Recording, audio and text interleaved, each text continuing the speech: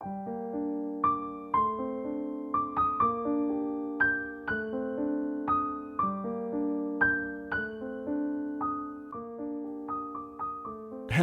and welcome to Bitesized Audio on YouTube. I'm Simon Stanhope, actor, audiobook narrator, and curator of this channel. On the channel, I narrate classic short stories, mostly from the Victorian and Edwardian eras, including vintage ghost stories, detective stories, and other classic tales of mystery and suspense. I put notes in the video description with some background information on the authors and the stories if you'd like to read more, and you'll also find links to playlists and podcast series, as well as some compilation videos if you'd like a longer listen. If you enjoy this content, please subscribe, like, share, leave a comment if you'd like to, and thank you for listening.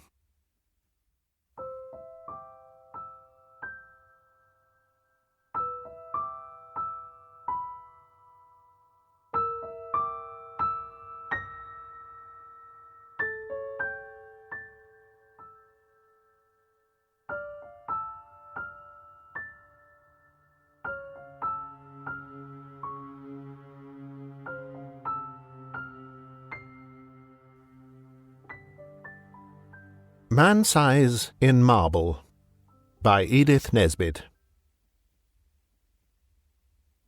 Although every word of this story is as true as despair, I do not expect people to believe it. Nowadays, a rational explanation is required before belief is possible. Let me then at once offer the rational explanation which finds most favour among those who have heard the tale of my life's tragedy. It is held that we were under a delusion, Laura and I, on that 31st of October, and that this supposition places the whole matter on a satisfactory and believable basis.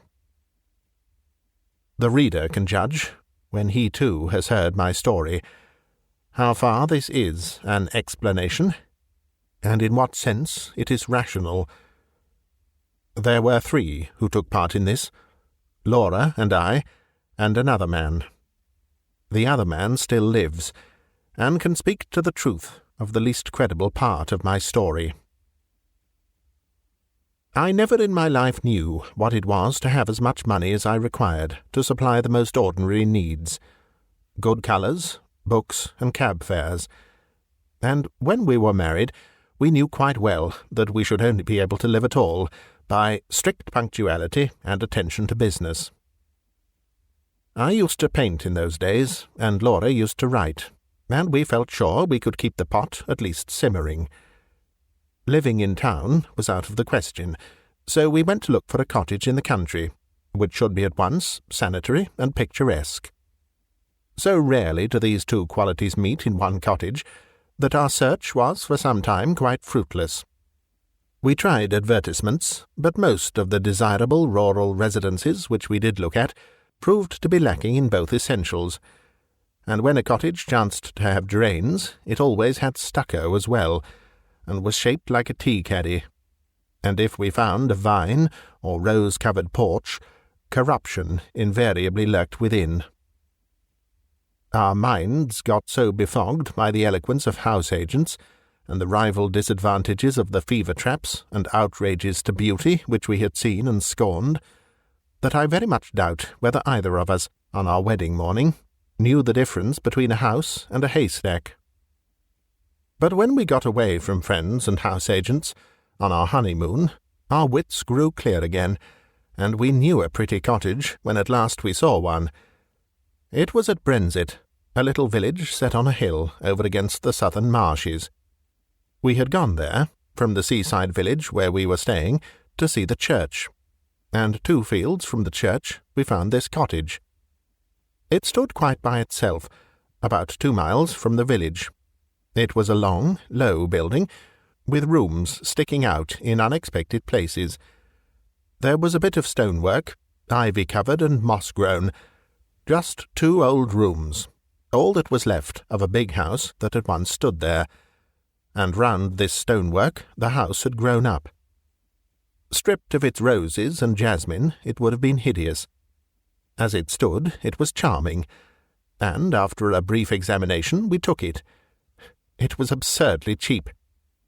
The rest of our honeymoon we spent in grubbing about in second-hand shops in the county town, picking up bits of old oak and Chippendale chairs for our furnishing.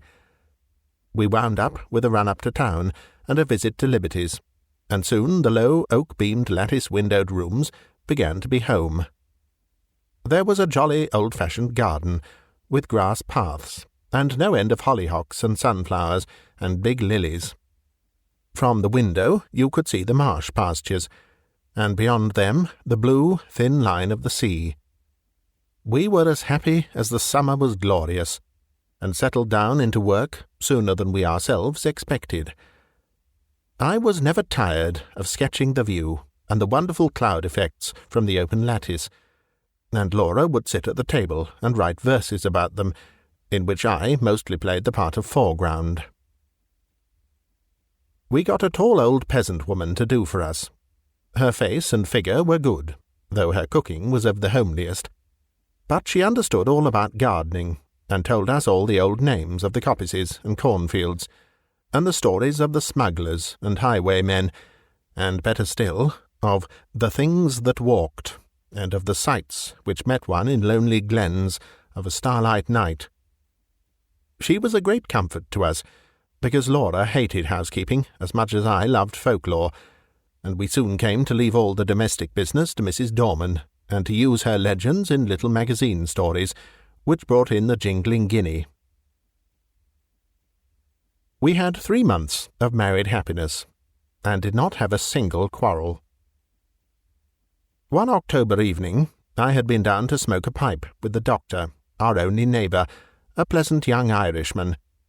Laura had stayed at home to finish a comic sketch of a village episode for the monthly Marplot. I left her laughing over her own jokes, and came in to find her a crumpled heap of pale muslin, weeping on the window-seat. "Good heavens, my darling, what's the matter?" I cried, taking her in my arms. She leaned her little dark head against my shoulder, and went on crying. I had never seen her cry before. We had always been so happy, you see, and I felt sure some frightful misfortune had happened. "What is the matter? Do speak." "It's Mrs. Dorman," she sobbed. "What has she done?" I inquired, immensely relieved.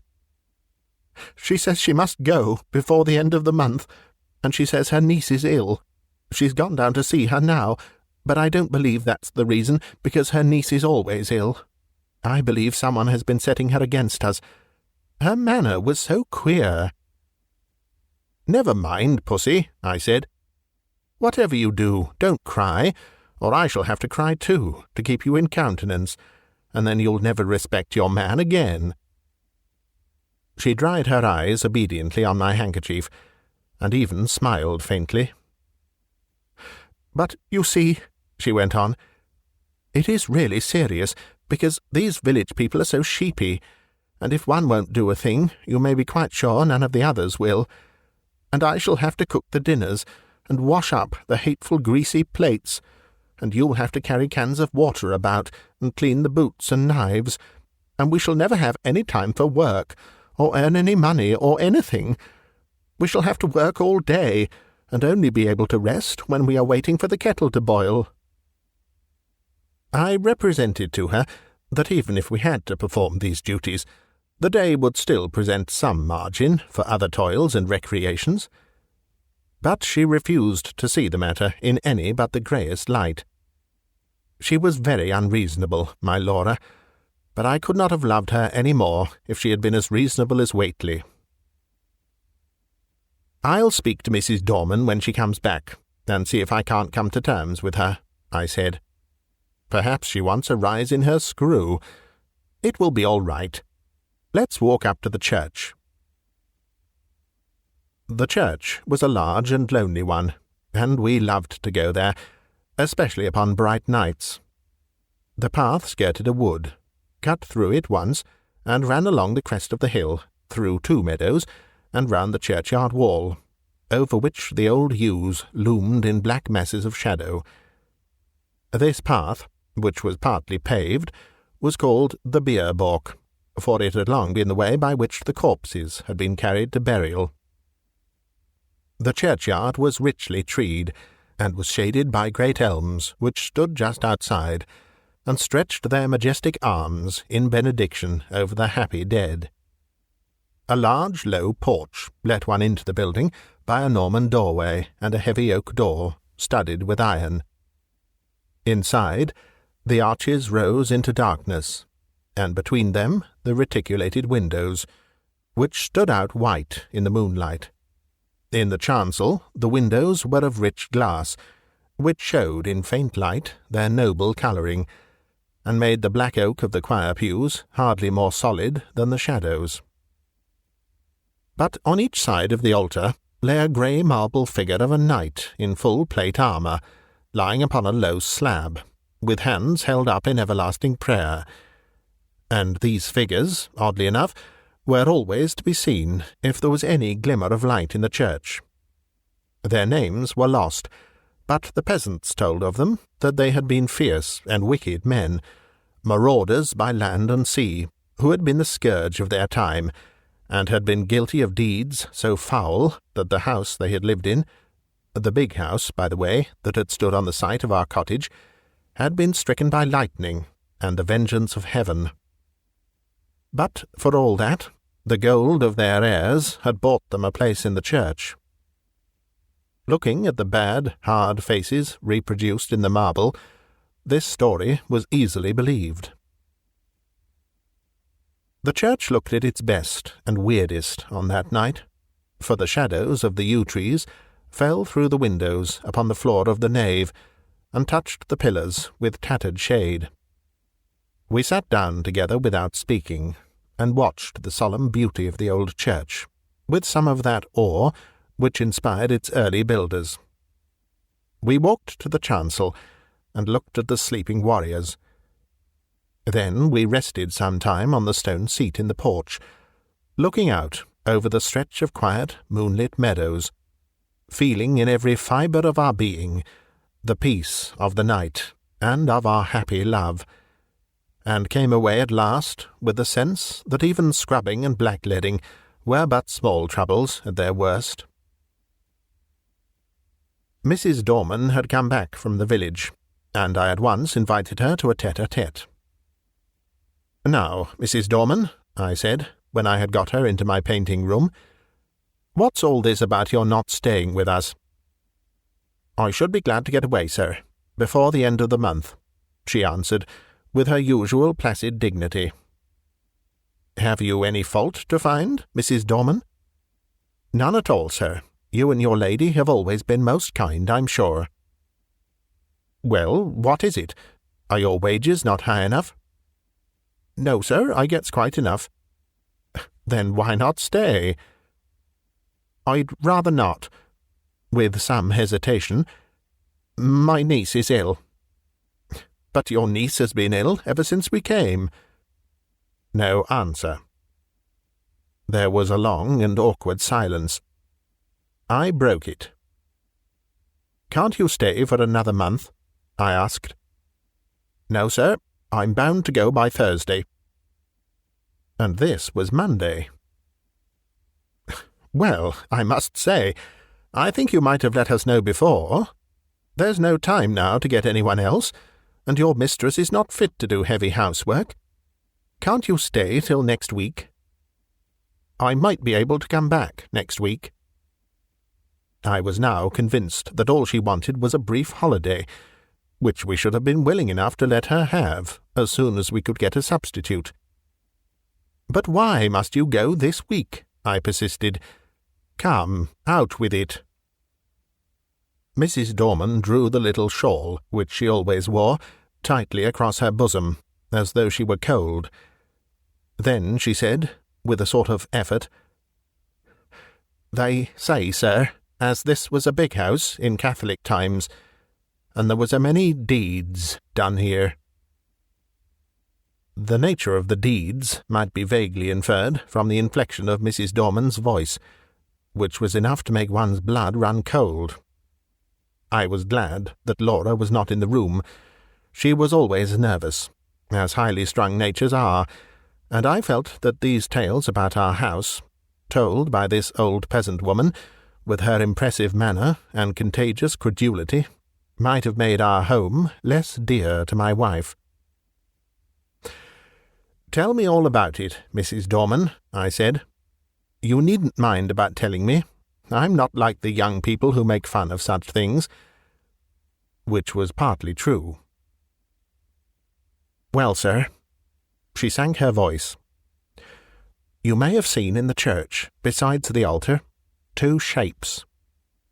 "You mean the effigies of the knights in armour," I said cheerfully. "I mean them 2 bodies, drawed out man-size in marble," she returned, and I had to admit that her description was 1,000 times more graphic than mine, to say nothing of a certain weird force and uncanniness about the phrase, "drawed out man-size in marble."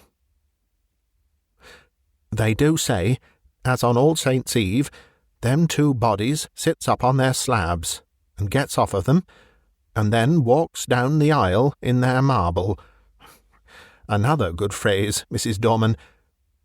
"And as the church clock strikes 11, they walks out of the church door, and over the graves, and along the bier balk, and if it's a wet night, there's the marks of their feet in the morning."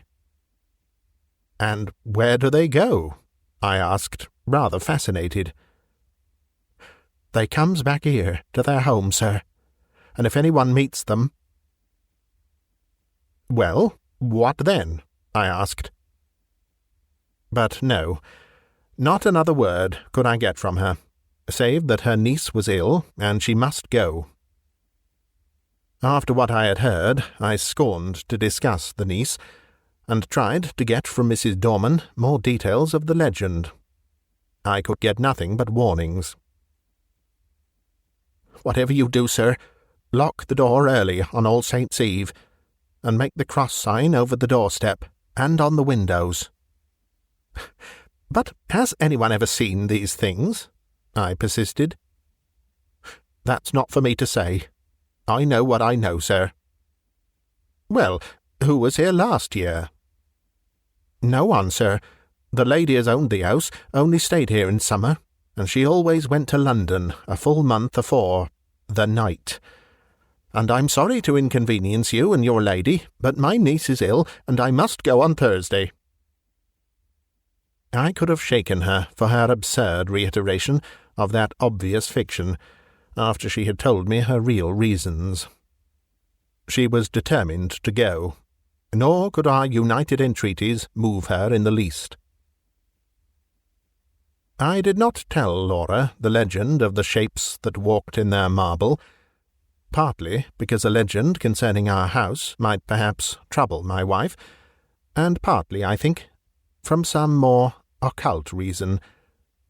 This was not quite the same to me as any other story, and I did not want to talk about it till the day was over. I had very soon ceased to think of the legend, however. I was painting a portrait of Laura against the lattice window, and I could not think of much else. I had got a splendid background of yellow and grey sunset, and was working away with enthusiasm at her face. On Thursday, Mrs. Dorman went. She relented, at parting, so far as to say, "Don't you put yourself about too much, ma'am, and if there's any little thing I can do next week, I'm sure I shan't mind." From which I inferred that she wished to come back to us after Halloween. Up to the last she adhered to the fiction of the niece, with touching fidelity. Thursday passed off pretty well. Laura showed marked ability in the matter of steak and potatoes, and I confess that my knives and the plates, which I insisted upon washing, were better done than I had dared to expect. Friday came. It is about what happened on that Friday that this is written. I wonder if I should have believed it, if anyone had told it to me. I will write the story of it as quickly and plainly as I can. Everything that happened on that day is burnt into my brain. I shall not forget anything, nor leave anything out. I got up early, I remember, and lighted the kitchen fire, and had just achieved a smoky success, when my little wife came running down, as sunny and sweet as the clear October morning itself. We prepared breakfast together, and found it very good fun. The housework was soon done, and when brushes and brooms and pails were quiet again, the house was still indeed. It is wonderful what a difference one makes in a house. We really missed Mrs. Dorman, quite apart from considerations concerning pots and pans. We spent the day in dusting our books and putting them straight, and dined gaily on cold steak and coffee. Laura was, if possible, brighter and gayer and sweeter than usual, and I began to think that a little domestic toil was really good for her. We had never been so merry since we were married, and the walk we had that afternoon was, I think, the happiest time of all my life.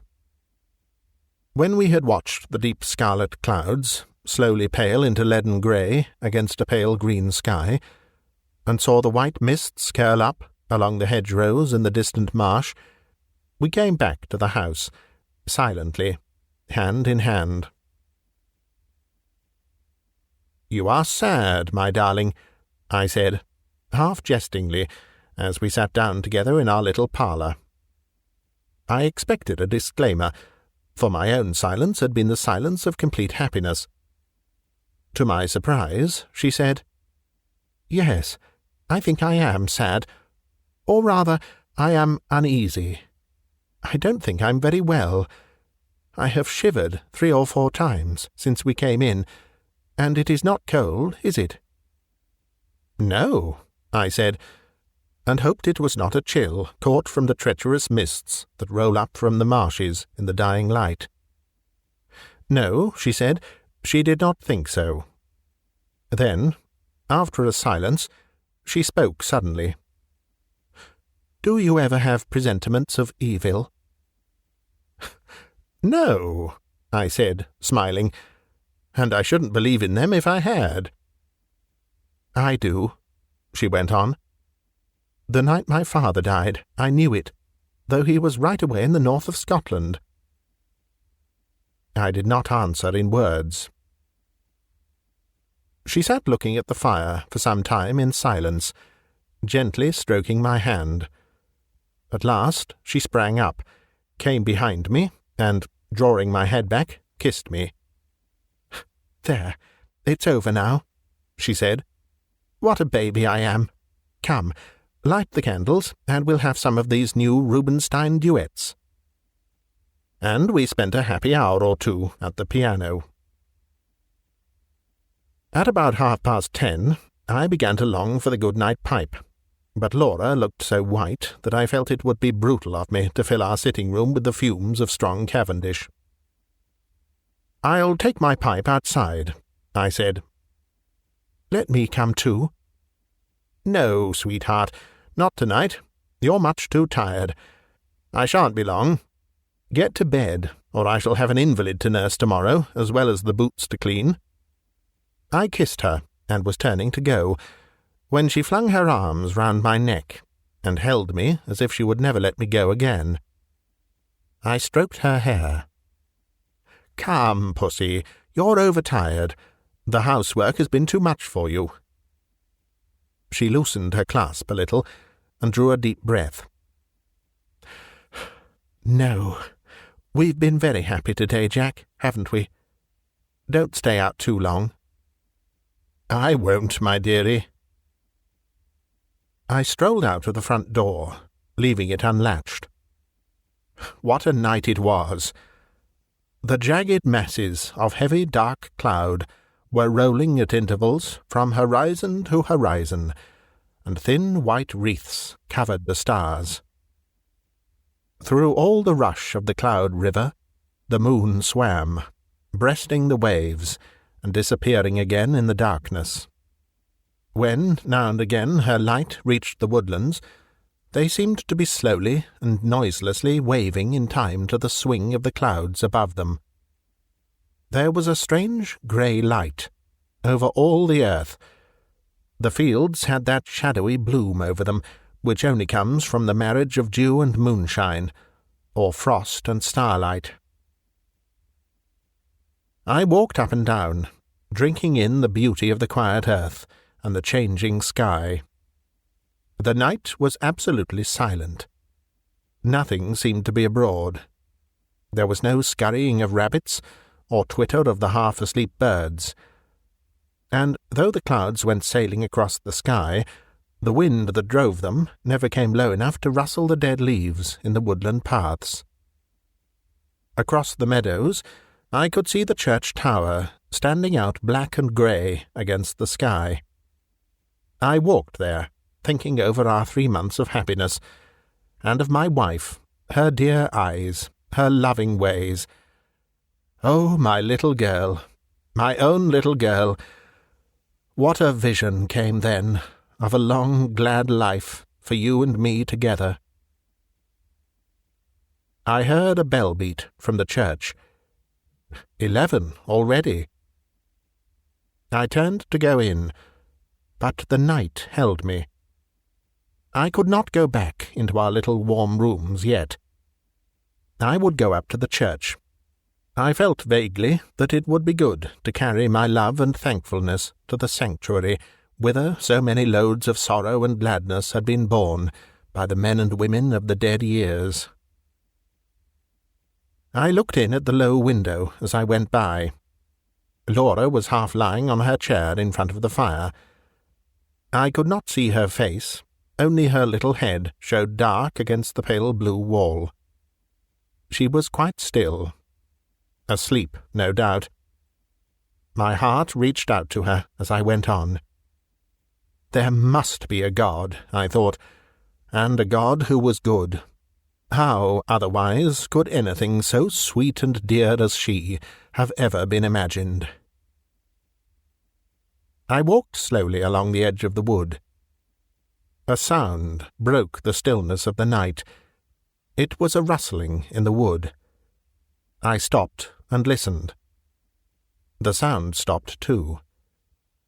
I went on, and now distinctly heard another step than mine, answer mine, like an echo. It was a poacher or wood-stealer, most likely, for these were not unknown in our Arcadian neighbourhood. But whoever it was, he was a fool not to step more lightly. I turned into the wood, and now the footstep seemed to come from the path I had just left. It must be an echo, I thought. The wood looked perfect in the moonlight. The large dying ferns and the brushwood showed where, through thinning foliage, the pale light came down. The tree trunks stood up like Gothic columns all around me. They reminded me of the church, and I turned into the beer balk, and passed through the corpse gate between the graves to the low porch. I paused for a moment on the stone seat where Laura and I had watched the fading landscape. Then I noticed that the door of the church was open, and I blamed myself for having left it unlatched the other night. We were the only people who ever cared to come to the church, except on Sundays, and I was vexed to think that, through our carelessness, the damp autumn airs had had a chance of getting in and injuring the old fabric. I went in. It will seem strange, perhaps, that I should have gone halfway up the aisle before I remembered, with a sudden chill, followed by as sudden a rush of self-contempt, that this was the very day and hour when, according to tradition, the shapes drawn out man-size in marble began to walk. Having thus remembered the legend, and remembered it with a shiver, of which I was ashamed, I could not do otherwise than walk up towards the altar, just to look at the figures, as I said to myself. Really what I wanted was to assure myself, first, that I did not believe the legend, and, secondly, that it was not true. I was rather glad that I had come. I thought now I could tell Mrs. Dorman how vain her fancies were, and how peacefully the marble figures slept on through the ghastly hour. With my hands in my pockets, I passed up the aisle. In the grey, dim light, the eastern end of the church looked larger than usual, and the arches above the two tombs looked larger too. The moon came out and showed me the reason. I stopped short. My heart gave a leap that nearly choked me, and then sank sickeningly. The bodies drawn out man-size were gone, and their marble slabs lay wide and bare in the vague moonlight that slanted through the east window. Were they really gone? Or was I mad? Clenching my nerves, I stooped and passed my hand over the smooth slabs, and felt their flat, unbroken surface. Had someone taken the things away? Was it some vile practical joke? I would make sure anyway. In an instant I had made a torch of a newspaper which happened to be in my pocket, and lighting it, held it high above my head. Its yellow glare illumined the dark arches, and those slabs. The figures were gone, and I was alone in the church. Or was I alone? And then a horror seized me, a horror indefinable and indescribable, an overwhelming certainty of supreme and accomplished calamity. I flung down the torch and tore along the aisle and out through the porch, biting my lips as I ran to keep myself from shrieking aloud. Oh, was I mad? Or what was this that possessed me? I leapt the churchyard wall and took the straight cut across the fields, led by the light from our windows. Just as I got over the first stile, a dark figure seemed to spring out of the ground. Mad still with that certainty of misfortune, I made for the thing that stood in my path, shouting, "Get out of the way, can't you?" But my push met with a more vigorous resistance than I had expected. My arms were caught just above the elbow, and held as in a vice, and the raw-boned Irish doctor actually shook me. "Would ye?" he cried, in his own unmistakable accents. "Would ye, then?" "Let me go, you fool!" I gasped. "The marble figures have gone from the church. I tell you they've gone." He broke into a ringing laugh. "I'll have to give ye a draught tomorrow, I see. You've been smoking too much and listening to old wives' tales." "I tell you, I've seen the bare slabs." "Well, come back with me. I'm going up to old Palmer's. His daughter's ill. We'll look in at the church and let me see the bare slabs." "You go, if you like," I said, a little less frantic for his laughter. "I'm going home to my wife." "Rubbish, man," said he. "Do you think I'll permit of that? Are you to go saying all your life that you've seen solid marble endowed with vitality, and me to go all me life saying ye were a coward? No, sir, you shan't do it." The night air, a human voice, and I think also the physical contact with this 6 feet of solid common sense, brought me back a little to my ordinary self, and the word coward was a mental shower bath. "Come on, then," I said sullenly. "Perhaps you're right." He still held my arm tightly. We got over the stile and back to the church. All was still as death. The place smelt very damp and earthy. We walked up the aisle. I am not ashamed to confess that I shut my eyes. I knew the figures would not be there. I heard Kelly strike a match. "Here they are, you see, right enough. You've been dreaming, or drinking, asking your pardon for the imputation." I opened my eyes. By Kelly's expiring vesta, I saw two shapes, lying in their marble, on their slabs. I drew a deep breath and caught his hand. "I'm awfully indebted to you," I said. "It must have been some awful trick of light, or I have been working rather hard. Perhaps that's it. Do you know, I was quite convinced they were gone." "I'm aware of that," he answered rather grimly. "Ye'll have to be careful of that brain of yours, my friend, I assure ye." He was leaning over and looking at the right-hand figure, whose stony face was the most villainous and deadly in expression. "By Jove," he said, "something has been afoot here. This hand is broken." And so it was. I was certain that it had been perfect the last time Laura and I had been there. "Perhaps someone has tried to remove them," said the young doctor. "That won't account for my impression," I objected. "Too much painting and tobacco will account for that well enough." "Come along," I said, "or my wife will be getting anxious. You'll come in and have a drop of whisky, and drink confusion to ghosts and better sense to me." "I ought to go up to Palmer's, but it's so late now, I'd best leave it till the morning," he replied. "I was kept late at the Union, and I've had to see a lot of people since. All right, I'll come back with ye."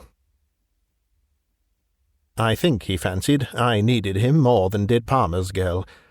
So, discussing how such an illusion could have been possible, and deducing from this experience large generalities concerning ghostly apparitions, we walked up to our cottage.